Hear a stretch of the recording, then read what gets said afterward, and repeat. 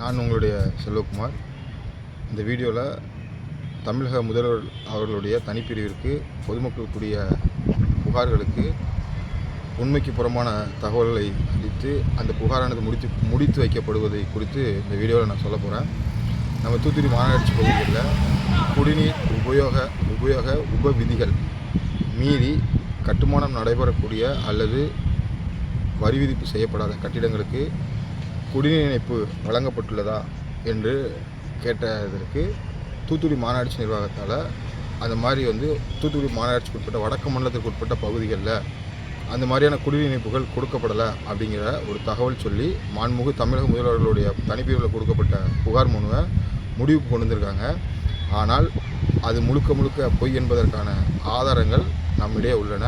கட்டுமானம் நடைபெறக்கூடிய வரி விதிப்பு செய்யப்படாத கட்டிடங்களுக்கு மாநகராட்சி நிர்வாகத்தால், அதுவும் தூத்துக்குடி மாநகராட்சி ஆணையர் அவர்களுடைய தனிப்பட்ட ஒரு வாய்மொழி உத்தரவின் அடிப்படையில் அந்த மாதிரி கட்டிடங்களுக்கு குடிநீர் இணைப்பு வழங்கப்பட்டிருக்கு.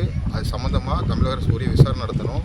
அது மட்டும் இல்லாமல் தூத்துக்குடி வருவாய் வட்டாட்சியர் அலுவலகத்துக்கு உட்பட்ட தூத்துக்குடி பகுதி 1 கிராம எல்லைக்குட்பட்ட சில தகவல்கள் கேட்டு நம்ம தகவல் உரிமை சட்டம் வாயிலாக மாவட்ட வருவாய் வட்டாட்சியர் அலுவலகத்திற்கு ஒரு கடிதம் அனுப்பியிருந்தோம். அதுக்கு உரிய பதில் அளிக்கலை. ஏற்கனவே 2023 இதே மாதிரி அனுப்பப்பட்ட மனுவிற்கு இதுவரைக்கும் பதில் அளிக்கலை.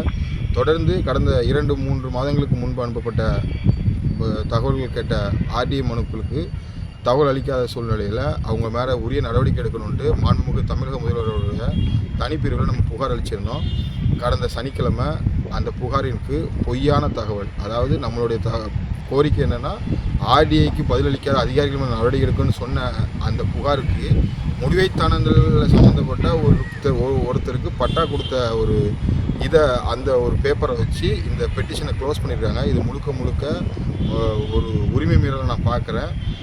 உடனடியாக தூத்துக்குடி மாவட்ட ஆட்சியர் அவர்களும் தமிழக அரசும் தலையிட்டு இது மாதிரி மாண்புமிகு தமிழக முதல்வரோட தனிப்பிரிவுக்கு கொடுக்கக்கூடிய புகார்கள் மீது பொய்யான தகவல்கள் கொடுத்து எத்தனை புகார் மனுக்கள் இதுவரைக்கு முடிவுக்கு கொண்டு வரப்படலை என்பதை முறையாக ஆய்வு செய்து மாண்புமிகு தமிழக முதல்வர் அவர்கள் மாண்புமிகு தமிழக அரசிற்கு, அதாவது அரசிற்கு அவப்பெயர் ஏற்படுத்தும் வகையில் செயல்படக்கூடிய இது போன்ற அதிகாரிகள் மீது உடனடியாக துறை ரீதியான நடவடிக்கை எடுக்கப்பட வேண்டும் என இந்த வீடியோவின் வாயிலாக கேட்டுக்கொள்கின்றேன். மாண்புமிகு தமிழக முதல்வர் அனுப்பக்கூடிய புகார்களுக்கு உரிய நடவடிக்கை இல்லை என்பது பொதுமக்களின் ஆதங்கமாக உள்ளது என்பதையும் இந்த வீடியோவின் வாயிலாக மாண்புமிகு தமிழக முதல்வர்களுக்கு தெரியப்படுத்த கடமைப்பட்டுள்ளேன்.